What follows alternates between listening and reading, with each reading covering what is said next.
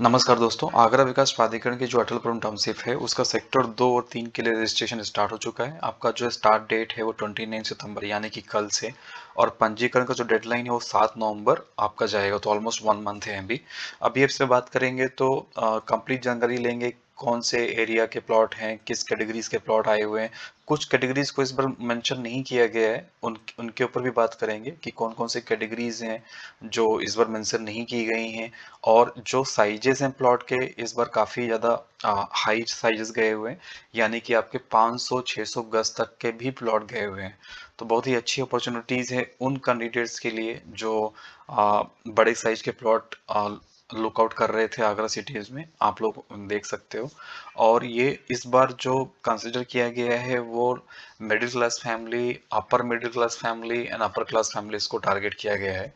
क्यों बोल रहा हूँ, क्योंकि आपका जो ईडब्ल्यूएस है और एलआईजी कैटेगरीज है इन बार कंसिडर नहीं किया गया है। तो चलते हैं वन बाय वन डिस्कस करते हैं। सबसे पहले तो अंडरस्टैंड करेंगे आपका लोकेशन का, फिर बात करेंगे आपके प्राइसिंग की, कितनी प्राइसिंग गई है और आपका टोटल प्राइसिंग कितना जाएगा, एक्स्ट्रा चार्जेस कितना लगेगा, और कौन से कैटेगरीज के लोग हैं रिजर्वेशन में जिनको ज़्यादा फायदा होने वाला है अगर आप उस रिजर्वेशन में अप्लाई करेंगे। क्योंकि जो भी लॉटरी में एक्सपीरियंस निकल के आ रहा है आपका लखनऊ में, आनंद नगर योजना में जो एक्सपीरियंस निकल के आया था कि एसटी कैटेगरी में 100% लॉटरी जाती है, क्योंकि एसटी कैटेगरी के कैंडिडेट्स बहुत ही कम होते हैं। और अगर आप सीनियर सिटीजनशिप में अप्लाई करते हैं, अपने पेरेंट्स को इन्वॉल्व करके अगर आप उनके नाम से अप्लाई करेंगे, तो आपको चांसेस ज़्यादा बढ़ता है in respect of normal categories और ओबीसी कैटेगरीज में, राइट। तो सारी पॉइंटों पे डिस्कस करेंगे और आपको फाइनल कोटेशन कितना जाएगा, आप अगर बाद में डिसीजन चेंज करते हैं तो आपका कितना पैसा कट होगा, उसके ऊपर भी बात करेंगे। तो सबसे पहले देखिए, यहाँ पे आपका जो फेमस स्पॉटेड है, जो आपका आगरा किला, ताजमहल, ईदगाह, आपका आगरा हवाई अड्डा, आगरा कैंट रेलवे स्टेशन, ये सारे जो हैं 12 से 15 किलोमीटर के बीच में पड़ते हैं। आपका जो एक स्पॉट है भांडई रेलवे जंक्शन, वो आपका 1.5 किलोमीटर के स्पॉट पे पड़ता है। तो ये तो आपका हो गया फेमस स्पॉट। अगर आप रोड की बात करेंगे तो Gwalior road, inner ring road और नेशनल हाईवे 44, ये 3 रोड हैं जो उसके आसपास के एरियाज में पड़ते हैं। ओके, अभी चलते हैं नेक्स्ट पॉइंट पे। यहाँ पे देखेंगे तो कंप्लीट जो इसका अंडरस्टैंडिंग है आपका डॉक्यूमेंट्स का, प्लॉट्स कितने प्लॉट्स यहाँ पे आए हुए हैं। सबसे पहले तो बात करते हैं कि यहाँ पे आपका जो सुविधाएं हैं, जो सेक्टर 1 में सुविधाएं थी वही वही इसमें भी सुविधाएं सेम दी गई हैं। आपका कन्वेंशन सेंटर हो गया, आपका स्क्वाडा हो गया, आपका भूमिगत यूटिलिटी हो गए, जो आपके बिजली केबल्स जो होते हैं आपके अंडरग्राउंड होंगे, club house, marriage school, inter colleges, health centre, post office, police चौकी, सीसीटीवी, पावर सब स्टेशन, हरियाली, ये सारे रहेंगे। अभी देखिए जो प्लॉट इज, आप देखेंगे यहाँ पे जो प्लॉट के जो एरियाज हैं, अब देखो एच आई जी है, आपका एम आई जी थर्ड है और सुपर एच आई जी। आपको ये तीन ही पॉइंट्स दिख रहे होंगे यहाँ पे। देखिए फर्स्ट पॉइंट पे सेक्टर 2 में टोटल 137 प्लॉट है, मैं आपको दिखा देता हूँ। सेक्टर 2 में 137 प्लॉट है यहाँ पे, ये देखिए सेक्टर 2 में 137। ओके, और सेक्टर 3 में जो है आपके 237 है। सेक्टर 3 में 237 है।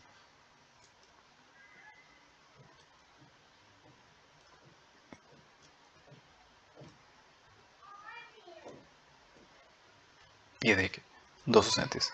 तो 237 टोटल टोटल प्लॉट्स आपके गए हुए हैं। और आपका जो धनराश है, आपका एम में देखेंगे, एम थर्ड में 101 से 150 गज के बीच में 91 प्लॉट्स हैं, जिनका जो प्राइसिंग जाएगा वो आपका 2,21,250 जाएगा आरक्षित श्रेणी के लिए। अनारक्षित श्रेणी के लिए वो 10% जाएगा, 4,42,500। और आपका जो संख्या है वो 91 है। ओके, और एच आई जी सबसे ज़्यादा कंपटीशन इसी कैटेगरीज में होगा, क्योंकि जो बड़े साइज के प्लॉट्स हैं 150 से 300 गज, और जो अमाउंट है उसके भी यहाँ पे बोल रहा हूँ, जो मेरा एक्सपीरियंस है सबसे ज़्यादा कंपटीशन इसी इसी कैटेगरी में आएगा। और प्लॉट की संख्या भी ज़्यादा है। तो 29,500 के हिसाब से 4,42,500 पड़ेगा आपका 5% का, और 10% का आपका पड़ेगा 8,85,000। Super H I G category में अगर अप्लाई करेंगे तो आपके 82 भूखंड हैं, जो आपके जाएंगे 5,90,000 से 5% की श्रेणी में, और अनारक्षित श्रेणी में जाएगा 11,80,000। ओके, तो ये प्राइसिंग आपका हो गया। अच्छा, एक कैलकुलेशन कर लीजिए, जो आपका टोटल प्राइसिंग होगा अब 29 1500 का कैलकुलेशन करिए, फिर इस पे 12% का फ्री होल्ड चार्जेस ऐड करिए, और एक सेफ एंड साइड बोल रहा हूँ 10% का आप एक्स्ट्रा जोड़ के रखिए, क्योंकि अगर आपका प्लॉट कॉर्नर पे आया तो आपको 10% का एक्स्ट्रा देना होगा। तो टोटल कितना हो गया? 22%। तो अपने प्राइसिंग पे जो आपका बेस प्राइसिंग है 29,500, उस बेस प्राइसिंग में आपको कम से कम 22% का एक्स्ट्रा अमाउंट लेके चलना है। आप जब इतना कैलकुलेशन कर लेंगे, अपना फाइनेंशियल प्लानिंग कर लेंगे, तो आपको आगे जो भी चैलेंजेस आएंगे उन पे आपको ज़्यादा इश्यूज नहीं होंगे, आप आराम से टैकल कर सकते हो।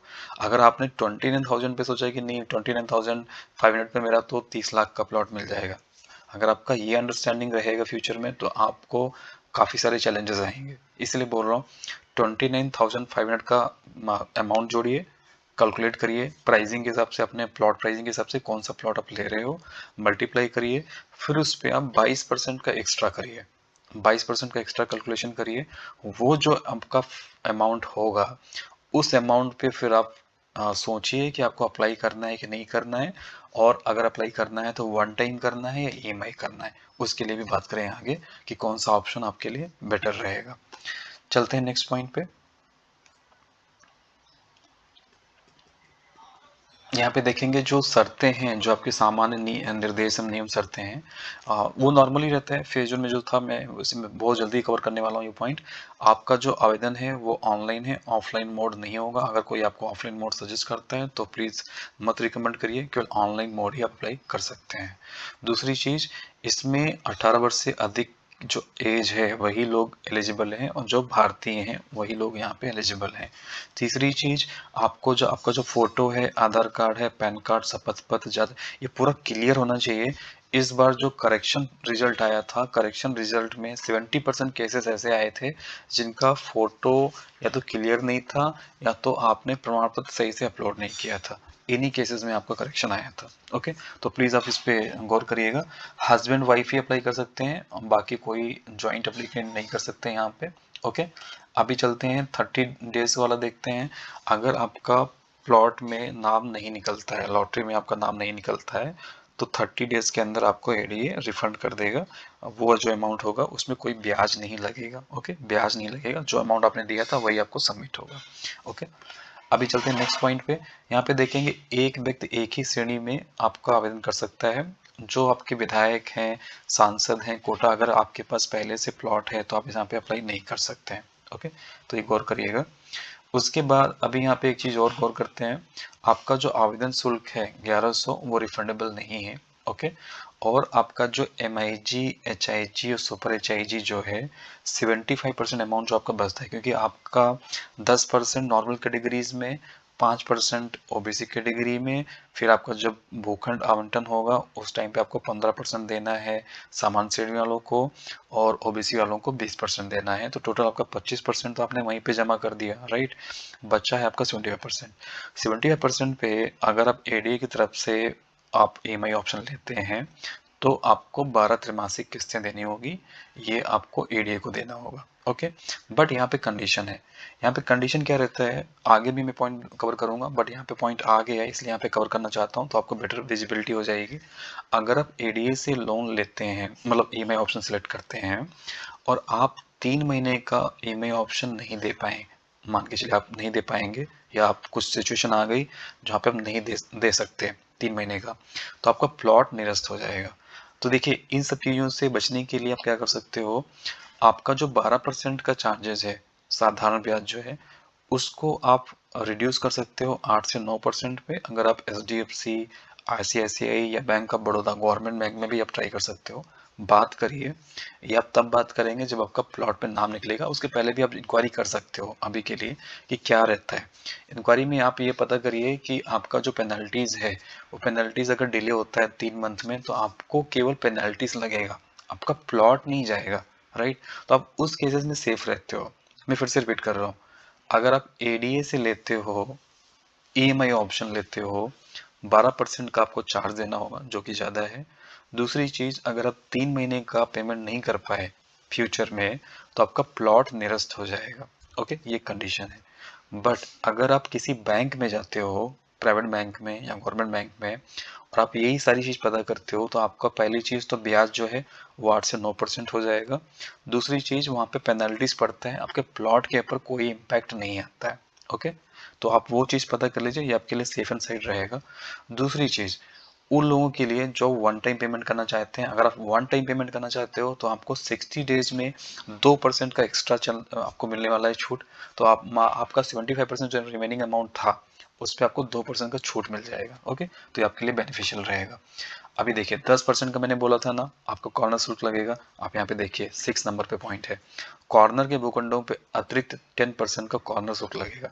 तो प्लीज़ आपका जो बजट है हमेशा 10% का ये और 12% का वो बना के रखिए। नहीं भूखंड मिला आपको कॉर्नर का तो कोई बात नहीं, आपका 10% बच गया, बट बना के रखिए। इससे क्या होगा कि आपका फाइनेंशियल प्लानिंग अच्छे से बन जाएगा। ओके, तीसरी चीज़ यहाँ पे देखेंगे 50 लाख का जो अमाउंट है, अगर आपका प्लॉट साइज बड़ा है, अगर आप बड़े प्लॉट साइज में जाते हैं और आपका अमाउंट 50 लाख के ऊपर का हुआ तो आपको 1% का टीडीएस देना होगा, जो आपको ऑनलाइन ही होगा।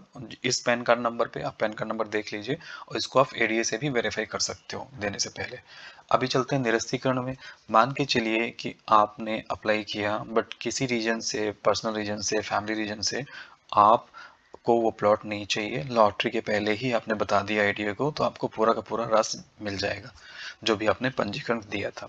लेकिन अगर आपको प्लॉट एलोकेट हो जाता है लॉटरी के बाद और 30 दिन के अंदर, मान के चलिए जो भी डेडलाइन आईडीए ने दिया, आप पेमेंट उसके पहले ही आप बोल देते हो कि मुझे नहीं चाहिए, तो आपका 20% का अमाउंट कटेगा। लेकिन जो डेडलाइन थी, डेडलाइन अगर निकल गई फिर आप बोलते हो एडीए को, तो आपको 30% का अमाउंट कटेगा। तो दोनों केसेस में आपका लॉस है, 20% भी जाएगा तो भी लॉस है, 30% जाएगा तो और भी ज़्यादा लॉस है। तो मैं तो यही सजेस्ट करता हूँ कि आप इन पचड़ों में मत पड़िए, पूरा प्लानिंग कर लीजिए अच्छे से, फिर ही जाइए। और इन चीज़ों में पड़ेंगे तो आपका लॉस ही होगा वहाँ पे। ओके, तीसरी चीज़, आवंटी द्वारा लगातार 3 किस्तें जमा न करने पर डिफॉल्टर माना जाएगा। मैं यही चीज़ रिपीट कर रहा था उस पॉइंट पे, बैंक वाले पॉइंट पे। आप प्लीज़ बाहर के बैंक से बात करिए, उनसे लोन लीजिए, वो पूरा का पूरा पैसा आईडीए को देते हैं, आपसे ईएमआई चालू होती है। आप ईएमआई अगर नहीं दे पाए 2 से 3 महीने तो आपको पेनल्टी लगेगा, बट आपके प्लॉट पे कोई इम्पैक्ट नहीं आता, राइट। तो ये चीज़ें थोड़ा सा रहती हैं जो अंडरस्टैंड के लिए, तो आप प्लीज़ उसको अंडरस्टैंड करिए, अब ऐसे ही एक्शन लीजिए। जो कोटा है नॉर्मल कोटा रहता है, इसको मैं रिपीट नहीं करूंगा, सेम है, जो सेंट्रल गवर्नमेंट का कोटा रहता है वही यहाँ पे कोटा रहता है, तो इसमें कोई भी विशेष टिप्पणी करने वाली बात नहीं है। हाँ, एक कैटेगरी है 5, 6, 7, 8, 9 जो भी कैटेगरी थी आरक्षण श्रेणी के लिए, आप अपना प्रमाण पत्र रेडी करिए, क्योंकि करेक्शन फॉर्म में मैंने देखा था कुछ लोगों का प्रमाण पत्र अपलोड नहीं था, तो प्लीज़ आप लोग उसको अच्छे से तैयार करके रखिए, तो आपको अपलोड करना पड़ेगा। ओके, और आपका जो कब्जा है आपको 2023 में मिलेगा। ओके, भूखंडों का जो कब्जा है, क्योंकि रेरा अप्रूव प्लॉट जो रहते हैं गवर्नमेंट के, हमेशा 4 से 5 साल का टाइम रहता है। तो उस केसेस में आपको 2030 तक आपको भूखंड यहाँ पे मिलने वाला है। ओके, अभी चलते हैं स्टाम्प पेपर। यहाँ पे जो स्टाम्प पेपर है आपको 100 रुपीज़ का लगेगा। 100 रुपीज़ के स्टाम्प पेपर पे आपको ये भर के देना होगा। पहले वाले फेज 1 में भी यही आया था, इसमें भी यही आया, तो आपको ये भर के नोटरी द्वारा सबमिट करना होगा।